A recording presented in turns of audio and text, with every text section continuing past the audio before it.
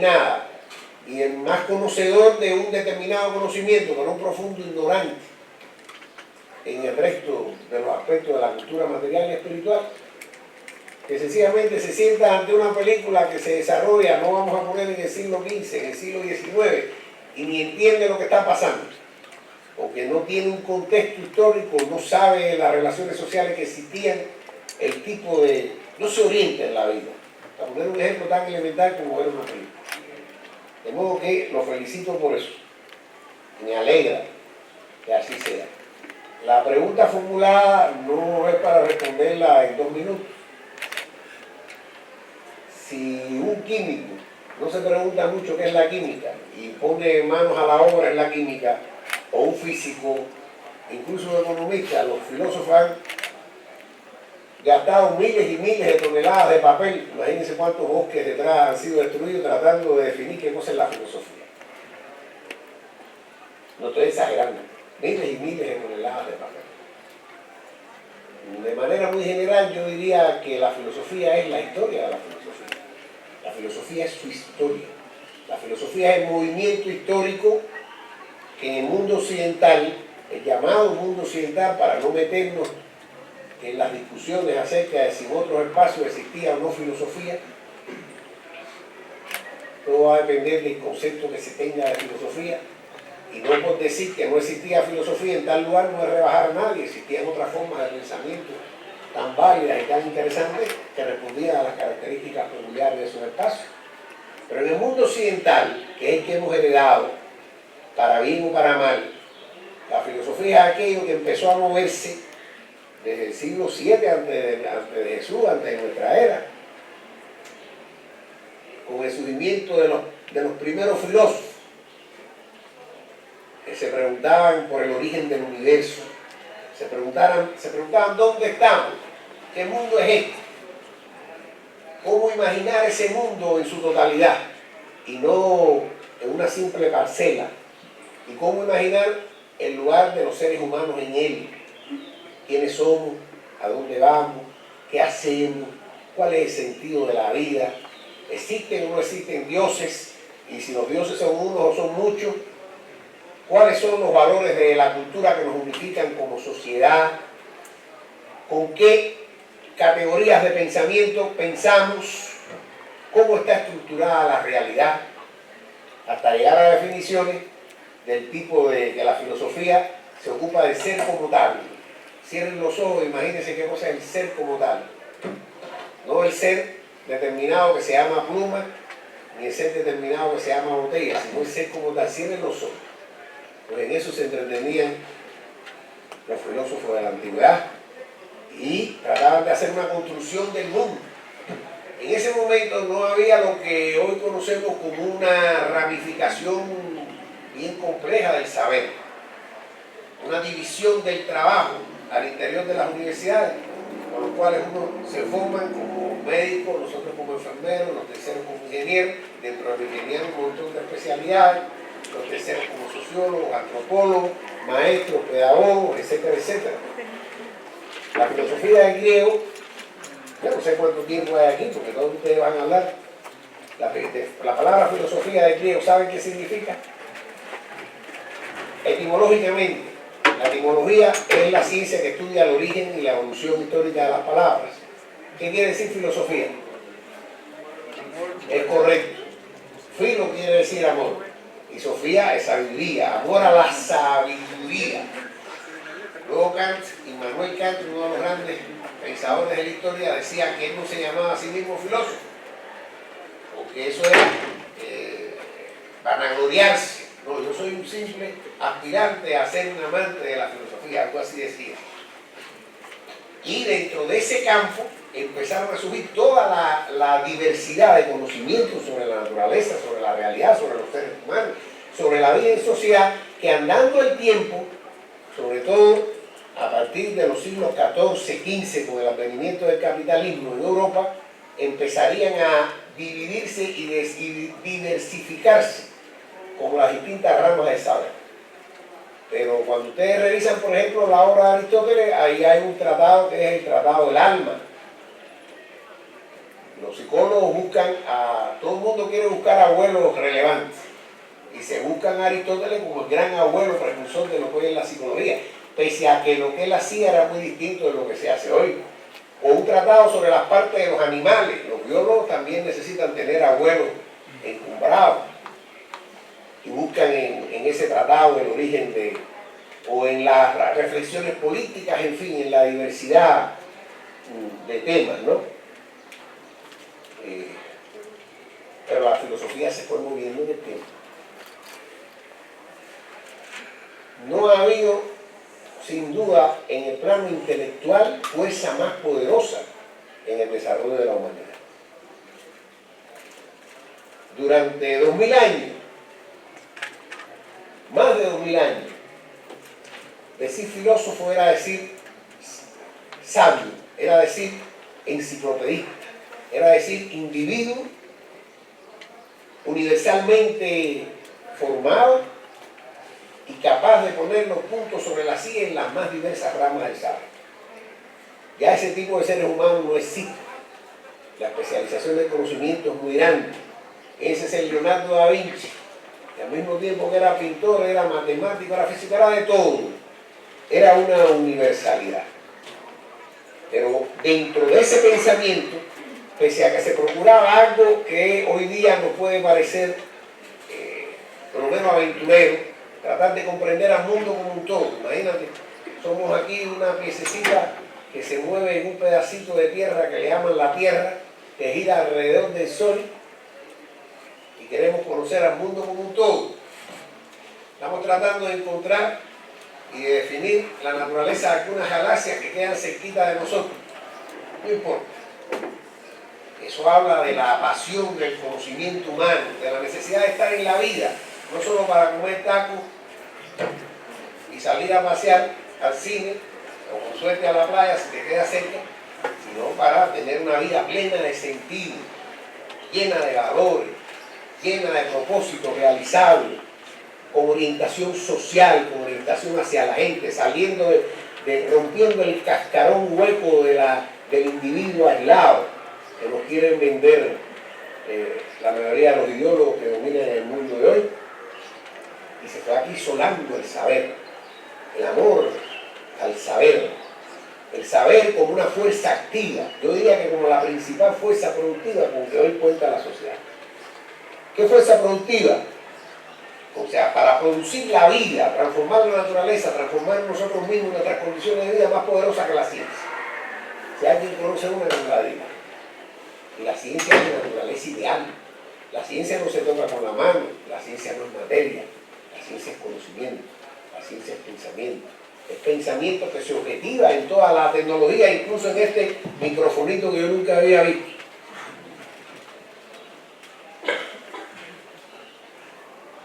Pero ¿qué hacemos hoy los filósofos cuando convivimos con todo el batallón de científicos naturales o de matemáticos, biólogos, físicos, químicos, geólogos, astrónomos, que estudian no solo su carrera de 3-5 años, sino que se la pasan la vida estudiando su rama específica del saber? Y el batallón de científicos sociales, sociólogos, psicólogos, antropólogos, en sentido amplio científico social, también economistas. ¿Qué hacemos? Seguir hablando del ser como tal y querer estar como un avioncito planeando por encima de todos esos saberes o tratando de generalizarlos, y a partir de los saberes detallados de los demás querer seguir construyendo una visión del mundo nosotros solos, después de haber estudiado 3-5 años en la universidad y leído unos cuantos libritos. Se dan cuenta que esas son pretensiones napoleónicas, inalcanzables. Ahora, según yo he entendido y según han hablado pensadores muy sabios, hay un tema que no ha sido agotado y solo tocado de lado por el conjunto diverso de las ciencias naturales y sociales.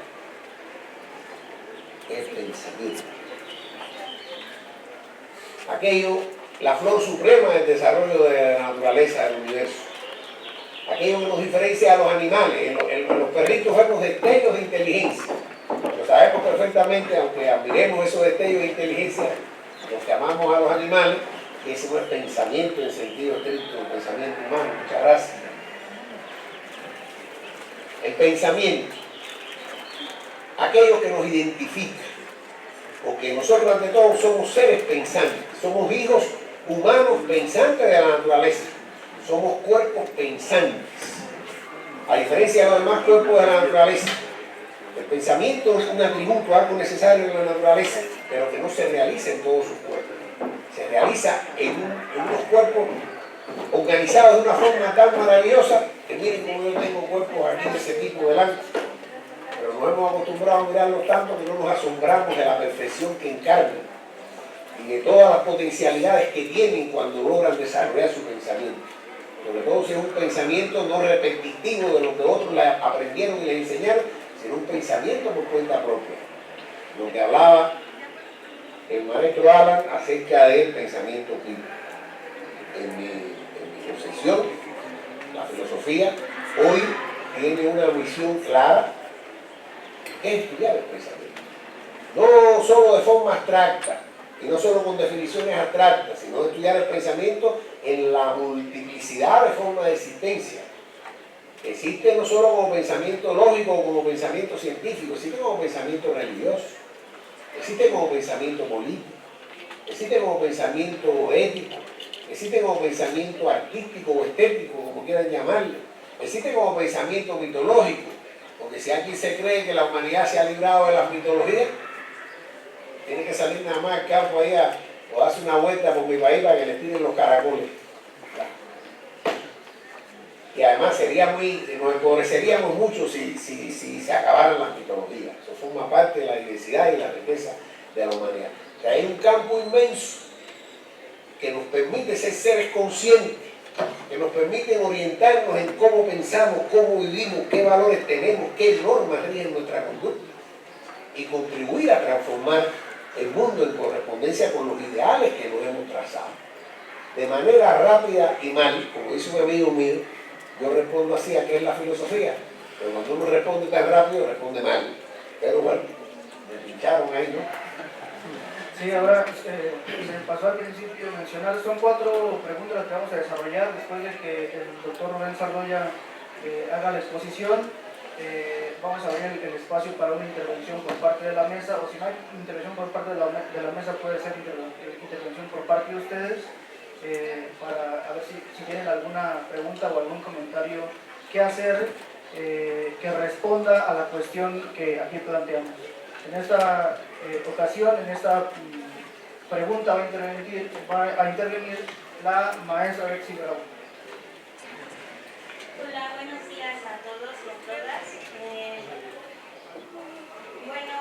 Ayer, doctor, usted mencionaba, y hoy complementaba un poco lo que mencionaba ayer, que la historia del pensamiento es la historia de la filosofía, que es lo que usted define como filosofía propiamente, y también aludía a que al hablar de filosofía debemos referirnos no solamente en términos abstractos, sino hacer una referencia más allá de lo considerado humanístico o teórico o meramente académico, ¿no? Que es lo que normalmente se entiende o lo que normalmente se enseña en las escuelas, ¿no? Que es una cosa meramente abstracta, especulativa y que no tiene relación con la vida ordinaria. Y entonces a mí me parece interesante este punto de vista. Me parece que es un punto de vista materialista que considera las condiciones materiales existentes como la base en la que se origina y en la que se desarrolla el pensamiento filosófico. Y en este sentido, en el marco de la misma definición de qué es la filosofía, me gustaría preguntarle si puede abordar un poco más, explicarnos un poco más cómo se va desarrollando la filosofía en relación con la división entre el trabajo manual y el trabajo intelectual, es decir, si pudiera detallar un poco más este surgimiento, pues desde un punto de vista materialista histórico. Sí, gracias. Pregunta interesante y compleja. ¿Han escuchado el término división del trabajo? Lo han escuchado mucho, lo han pensado, se han sentido felices con la división del trabajo que observan, con la cual los individuos son encadenados, no con cadenas de hierro, sino con cadenas de coerción a algún determinado tipo de actividad. Tú vas a dedicarte a cultivar la tierra, vas a vivir de cultivar la tierra. Es importante que vivas de eso, tus hijos van a depender de eso. El otro es mecánico, el tercero es albañil. No escogen libremente el tipo de actividad y no pueden mudarse de un tipo de actividad a otra. Más en las condiciones que hablábamos de la especialización, porque la especialización no solo está en el saber, la especialización también está en las profesiones, desde las más humildes, el auxiliar de limpieza que limpia un inodoro, hasta las más encumbradas, como un médico, o un político, o un sacerdote, que es también un profesional de la actividad espiritual, de la actividad de producción y distribución de ella. Vivimos en un mundo donde impera la división del trabajo, donde quisiéramos pasarnos libremente de una rama a otra, pero no podemos. ¿Y a qué podemos aspirar como máximo? A tener una cultura general integral, sentir la mínima satisfacción de tener una cultura general, integral, que a mí me digan la expresión monarquía absoluta y yo me ubique de qué me están hablando, y que sea capaz, aunque sea de mencionar como se hacen los manuales, a Luis XIV, llamado Rey Sol de Francia, que decía el Estado soy yo, o a los zares rusos, que eran autócratas, que tenían derecho de vida y muerte sobre sus súbditos. Por poner un ejemplo, o que me digan siglo XIII, y yo me oriente que estamos en los finales de la Edad Media, y que me digan feudalismo y que me dé cuenta de que es un modo de producción con diversas formas. Tiene una cultura, que me digan quién escribió el llano en llamas, y yo sepa que es Juan Rulfo. Especializado en una rama del saber. Si vamos a la historia, la primera y más significativa división del trabajo fue la división del trabajo físico y del trabajo intelectual. Unos se dedicaban a producir físicamente y otros les tocaba la mejor tajada del pastel y se dedicaban a producir ideas. Mucho antes de que surgieran los primeros filósofos, estaban los llamados brujos, son nombres despectivos, sacerdotes de la tribu. Ahora muestran en las cuevas dibujitos de, por ejemplo, un bisonte atravesado por una lanza, y se ponen a decir, miren qué belleza artística de los primitivos, le dicen primitivos. No, eso no es ningún arte. Eso se parece formalmente al arte actual. Eso son formas mitológicas, cuasi religiosas. Ese bisonte atravesado por una lanza, ¿qué quería? En relación con uno de los principios básicos del pensamiento mágico, se supone que actuando sobre una representación del objeto se va a obtener un resultado real en el objeto. O sea, atravesaban simbólicamente con una flechita un bisonte para que sus compañeros de tribu mataran bisontes de verdad y trajeran comida. O los que se dedicaban a hacer plegarias para que lloviera, hacía falta que lloviera para que hubiera buenos cultivos. Ahí aparecen formas primarias de división del trabajo, mientras los otros pescaban, cazaban, construían, domesticaban caballos, hacían sus casas.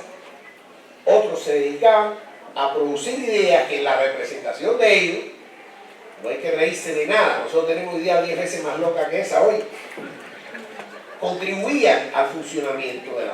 Pero además empezaron a establecerse relaciones de poder. Y las relaciones de poder, yo mando y tú te subordinas, hablando de manera clara, supone la existencia de individuos que se dediquen a producir ideas sobre el poder.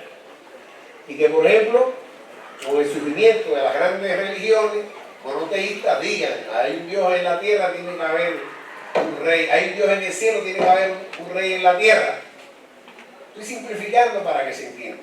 Empezaron a aparecer las más diversas formas de producción de ideas, de producción espiritual, destacamentos de individuos que ya no se dedicaban a producir en ninguna rama de la producción material, porque la vida humana hay que producirla. A nosotros nadie nos la produce. Los seres humanos somos los únicos que producimos nuestra vida, nos producimos a nosotros mismos y a nuestras relaciones sociales. Los chivos modifican la naturaleza porque se comen la hierba. Nosotros la sembramos para que ellos se la coman y después nos comemos a ellos. Individuos, destacamentos, individuos que se dedican a producir ideas, a producir pensamientos. Nosotros creemos que pensamos con las ideas que salen de nuestra propia cabeza, a veces, y ojalá cuando llegan a tener un pensamiento oculto, desarrollado, crítico, como se decía ayer. Pero la mayoría de las ideas como funcionamos son producidas por otros. Han sido producidas y asimiladas a lo largo de milenios de desarrollo de la humanidad y nos llegan de las más diversas zonas del planeta y de los más diversos tiempos históricos. ¿A quién se le ocurriría ahora comer sin cubierto, con la mano? Bueno, yo veo que se comen los tacos con la mano, ¿no?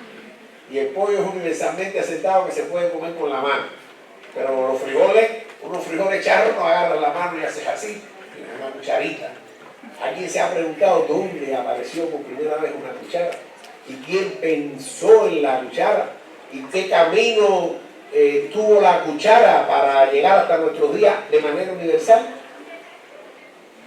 O en la rueda. Los pueblos prehispánicos no utilizaban la rueda. No domesticaban caballos, no conocían el caballo. Igual que ellos no conocían la papa y 20 cosas que tabaco y 20 cosas que tenemos por acá. Ni el maíz originario de Mesoamérica, en particular de México. Pero detrás de cada producto de la actividad material hay una idea, hay un pensamiento, porque la actividad humana siempre está dirigida a un fin. ¿Tienes calor? No veo, mire, hay una jovencita, hace usted muy bien, se echa un poco de fresco, o abre la puerta. Tienes hambre y aunque sea va y te fríe 2 huevos, y así sucesivamente. Primero está la necesidad, primero está la idea, y luego está la acción. Pero cuando uno mira globalmente la sociedad y la humanidad, las ideas, sobre todo las ideas, actúan como motores de la actividad práctica. Ahora se ha puesto, llevan años atosigándonos con películas y documentales sobre Hitler. ¿Cómo lograron sus ideas movilizar a millones de soldados alemanes fanatizados con esas ideas que salieron a conquistar el mundo y causaron más de 60 millones de muertos en el mundo? Porque las ideas son resortes ideales de la actividad práctica. Dentro de toda esa división de ideas, decíamos por allá por el siglo VII, aunque se puede encontrar antecedentes, se produce una en Grecia, estoy hablando del llamado mundo occidental, del mundo europeo y de los que somos y fuimos y todavía medio que somos sus colonias, hasta mentales, somos colonias ahí. Por allá por el siglo VII, desde antes había empezado un proceso de logización del pensamiento mítico, de las mitologías. Lean a Homero, la Ilíada y la Odisea, siglo XI de nuestra era. No han visto películas, pero léanlo ahí. No se sabe si existió. Lean lo que se escribe y aparece en libros con el nombre de Homero, un supuesto poeta ciego. No hay seguridad de que haya existido realmente.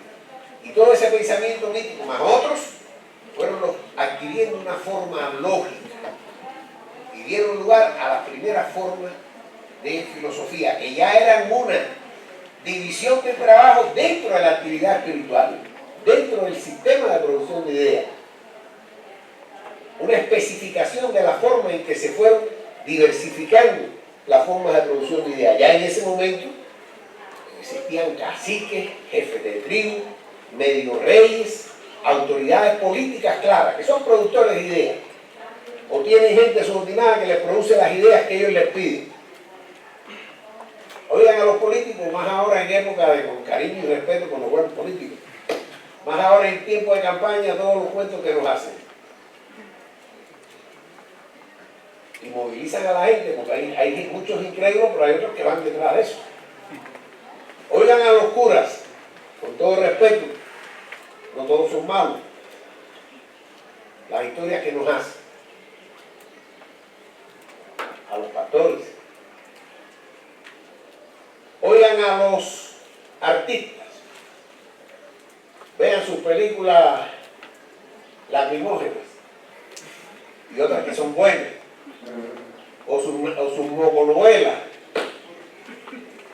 Actores de vida y circo, junto a las grandes obras del arte, de la literatura, de la ciencia. Hay Shakespeare, hay Cervantes, hay Dante, hay Tolstoy, hay Dostoyevsky, hay grandes, junto a esa diversidad. En ese mundo aparece una forma peculiar de saber que, como les decía, inicialmente procura construir una concepción del mundo como un todo y comprender el lugar del ser del hombre. En la evolución histórica, pero es una forma de división social del trabajo.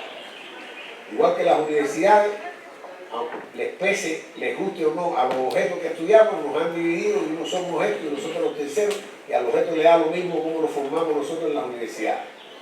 Por eso ahora el grito de la multidisciplinariedad, la interdisciplinariedad. Si quieres comprender, piensa en cualquier fenómeno social. No vale que lo estudien nada más psicólogos, sociólogos, hasta matemáticos y estadísticos hacen falta. Y filósofos, y antropólogos, y historiadores. Aunque al objeto le da lo mismo como nosotros nos dividimos el saber aquí en las universidades y lo formamos y no formamos a nosotros como especialistas estrechos. Pero nosotros nos rebelamos contra esa estrechez. Porque no solo nos hace falta el saber para ganarnos un salario, que eso es indispensable ganárselo, porque tenemos que alimentar a los hijos, ustedes los próximos, uno lo tendrá ya. Pero no quiero ser solo eso. Quiero ser un ser con un sentido de la vida. Es lo que puedo decir también rápido y mal acerca de la filosofía como una forma específica de división del trabajo, en este caso de división del trabajo intelectual, de división del trabajo de producción de ideas. Nos las pasamos produciendo ideas, de eso vivimos. Aunque hay que reconocer que la mayoría de los filósofos lo que hacen es reproducir las ideas producidas por otros. Pero bueno, soñamos con un mundo en que cada cual pueda hacer su aporte al saber común, al saber colectivo. Bien, doctor. Pasamos ahora al desarrollo de la segunda pregunta con la maestra Jenny Acosta. Sí, bueno, aquí pues el tiempo que tenemos es breve y los temas que queremos desarrollar por su propia naturaleza pues requieren, como ya lo dijo el doctor, toneladas y toneladas, son requeridos toneladas y toneladas de hojas, pero hay puntos importantes que se van señalando, aunque sea solamente como pequeños lugares para ver problemas más amplios que a lo mejor más adelante en el salón de clases o de forma individual se puedan precisar, pero hay uno que se ha mencionado que también habíamos platicado nosotros que me parece importante, que es cómo influye la filosofía dentro de las transformaciones más importantes del mundo. Se había mencionó usted, doctora, al principio de su intervención, que la filosofía siempre es un tanto incómoda o muy incómoda en la medida en la que la filosofía se concibe a sí misma como un pensamiento crítico y en esta crítica se ve obligada a pensar las condiciones concretas en las que se está desenvolviendo el pensamiento y a tratar de ir más allá de las formas más inmediatas, socialmente aceptadas, socialmente reconocidas como necesarias solamente por una vieja tradición, pero no porque respondan a la necesidad real y al desarrollo propio del pensamiento que se ha alcanzado en ese momento. Y la filosofía, nosotros podemos encontrar momentos históricos que ha fungido un papel muy protagónico, por decirlo de algún modo, dentro de las transformaciones más importantes del mundo. El ejemplo clásico que siempre se retoma es la Revolución Francesa, los pensadores de la Ilustración y cómo a estos pensadores se les precedió una crítica radical con Descartes, bueno, más o menos, pero eventualmente cada vez más radical con Descartes, con Spinoza, con Kant, hacia las escrituras de pensamiento, sobre todo el contenido normativo que tenía, por ejemplo, la religión, y que también contribuían, por ejemplo, para mantener a este tipo de reyes que usted mencionó con el absolutismo francés, por ejemplo, ¿no? Entonces, la pregunta sería, ¿qué ha aportado la filosofía al desarrollo del pensamiento humano y sobre todo a la transformación del mundo en este sentido? Sí, muchas gracias. Las preguntas son bien complejas. Yo pienso que la función principal que ha tenido la filosofía a través de la historia es la de enseñarnos a pensar. Es la de tratar de comprender qué es el pensamiento, qué es un pensamiento cuando es auténtico, qué es un pensamiento cuando es verdadero, qué es un pensamiento cuando es una expresión adecuada de la realidad y de los problemas reales que enfrentan las personas. Enseñarnos cómo pensamos,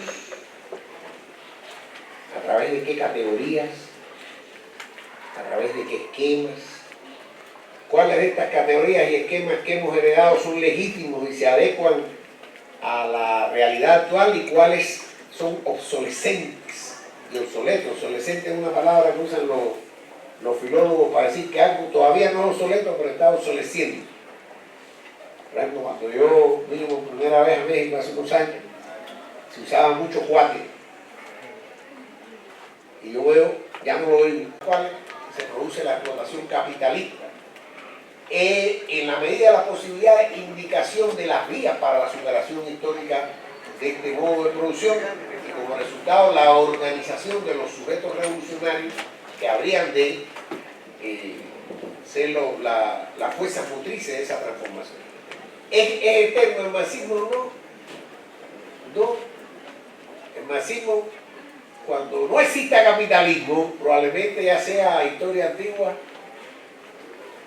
y lo estudiaremos como estudiamos otras corrientes de pensamiento de épocas anteriores, pero mientras exista el mundo de la compraventa de trabajo, mientras exista el mundo de la extorsión de plusvalía, mientras exista el mundo donde el trabajo vivo, como decía Marx, los trabajadores que están haciendo sus labores es dominado por el trabajo muerto, por el propio capital, por el capital es trabajo.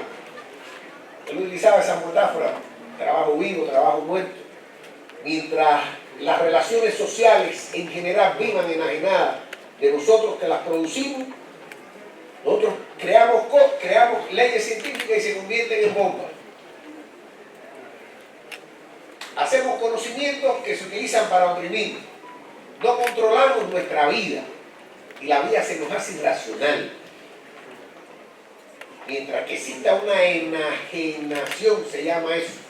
Así que los productos de la actividad humana se convierten en fuerzas independientes de esa actividad y fuerzas hostiles que nos oprimen desde fuera. Mientras exista el fetichismo de la mercancía, en particular el fetichismo del dinero. Fetiche viene del portugués, quiere decir hechizo. Mientras vivamos hechizados por el dinero, que es el equivalente universal del valor de todas las mercancías, eso se lo deben haber explicado en economía política. Mientras el dinero nos domine, mientras sea un poderoso caballero y que la mayoría de la gente ve el sentido de su vida en su posesión, unos para ostentarlo y tener lujo y otros para sobrevivir. Mientras la ley fundamental de la producción sea la ley de obtener plusvalía, que es la parte del trabajo que realizan los trabajadores que no se les paga y se la lleva el capitalista en el bolsillo, pese a todas las metamorfosis, transformaciones, como quieran llamarle, históricas a ese sistema, que dio sus primeros pasos por allá por el siglo XV, XVI, alcanzó su madurez en su primera etapa, a mediados del 19. Yo creo que el marxismo estará vivo, el marxismo será una necesidad, el marxismo será la teoría que expresa de la forma más acabada y muy de lejos de haber sido superado el tipo de relaciones sociales, materiales y espirituales. No solo me estoy refiriendo al proceso de producción material, me estoy refiriendo al sistema de estructuras políticas, religiosas, ideológicas que dimanan de ese modo de producción. Mientras tanto, Marx vivirá, aunque se caiga el socialismo en la luna. Se cayó en Rusia, no sé cuántos lugares más. Porque eso es, si tú lo quieres convertir, porque utilizamos el término concesión materialista de la historia, porque tenemos que enmarcarnos en toda una serie de regularidades que pese a todo se mantienen en las formaciones sociales antagónicas, que las clásicas, no las únicas, son el esclavismo, el feudalismo y el capitalismo. Pero propiamente la obra de ellos es una radiografía del movimiento histórico, del modo de producción capitalista, que es la forma superior del antagonismo social en sus diversas fases históricas hasta hoy. En el prólogo a la primera edición del Capital, Marx dice claramente, oigan lo que dice, porque se ponen a decir, no, ¿cómo el marxismo va ahora a explicar después de 150 años? Eso lo dicen gente que católicos, vive el catolicismo, no tengo nada en contra, pero que tienen a Santo Tomás de hace más de 1000 años como el centro del pensamiento. Pero además no es ese el problema. El problema, si ustedes ven lo que dice Marx con claridad, dice, yo para escribir esto me he extraído de las distintas formas históricas que ha atravesado hasta ahora el capitalismo. Porque mi objeto no es hacer la historia del capitalismo, aunque la hacen obras preparatorias del capital. Estoy hablando del primer tomo, que fue el que él terminó. Los demás los terminaron entre Engels y Kautsky. Esa es otra historia. Y dice, yo me he tenido que abstraer de la forma histórica porque mi objetivo es revelar la esencia de lo que es el capitalismo.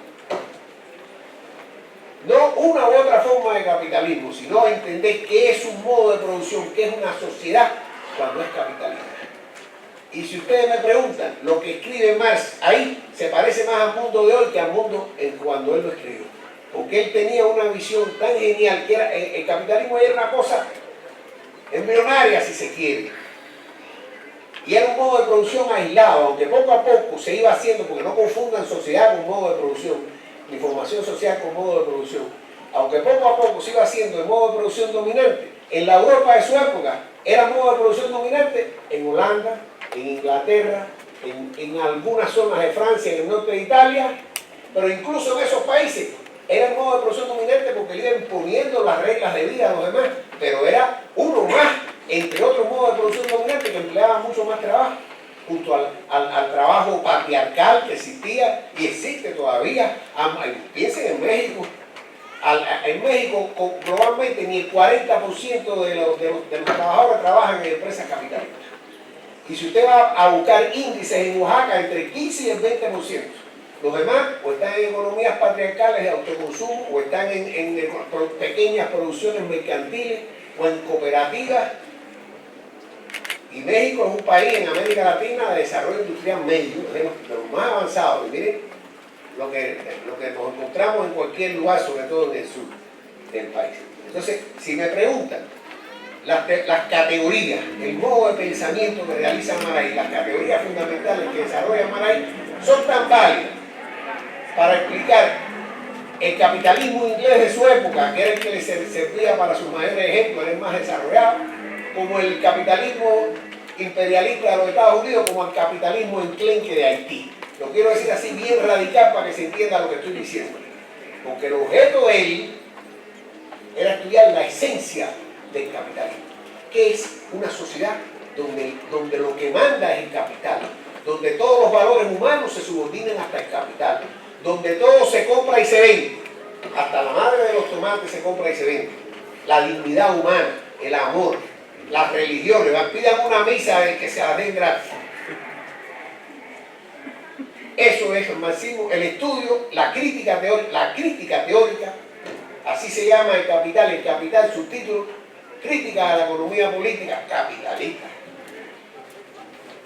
mientras el mundo sea lo que es, las ideas de Marx para mí seguirán siendo. No hay que ser tan dogmático de pensar que el único que piensa es Marx y de pensar que no hay concepciones fuera del marxismo incluso que digan cosas útiles y que tú tienes que pasar a través de tu pensamiento y de los aparatos categoriales que has adquirido por el marxismo. Bueno, pensar que el marxismo ha sido superado porque se derrumbó la Unión Soviética por toda una serie de errores graves. Hoy estuvimos hablando en el desayuno sobre eso que se fueron cometiendo y se cayó el campo socialista. Pensar que por eso, porque habían vendido la idea de que eso era la realización práctica del marxismo. Eso se puede discutir, pero para eso nos hace falta 10 horas más aquí discutiendo. Me parece muy interesante su observación, muy articulado su discurso y comparto esa idea. Y en México ni se diga, voy a hablar de Iztapaluca, llegué ayer por primera vez. Me preguntaban, ¿qué le pareció Iztapaluca? Y yo no he visto, no sé ni dónde está el Zócalo, la plaza central aquí, no sé si hay. Pero en México, donde el modo de producción capitalista es minoritario, pese a todo el modo de producción dominante. Por lo tanto, por eso decimos, aunque aquí existen muchos modos de producción, existe capitalismo privado, existe capitalismo de Estado, porque Pemex es capitalismo de Estado, es otra onda. Lenin decía que entre el capitalismo de Estado y el socialismo no había más ningún escalón. Prefería el capitalismo de Estado al privado, son discusiones de otro tipo, teóricas. Aunque es minoritario, incluso en Nuevo León, para no hablar del Estado de México, que también es uno de los estados más industrializados, pero donde hay mucho campo y mucha pobreza, y no solo en el campo. Es minoritario, pero es dominante. Tan dominante que han impuesto el sistema político que corresponde al sistema de producción capitalista, que es la democracia representativa, que hemos llamado burguesa, que está hecha para que el capitalismo perdure. Y que nos tenemos que meter ahí, porque parece que por ahora el camino de irse a la loma no camina. Parece que no. Pero yo repito lo que decía el compañero Fidel Castro. Las revoluciones han terminado, las revoluciones vendrán. Muchas gracias, doctor.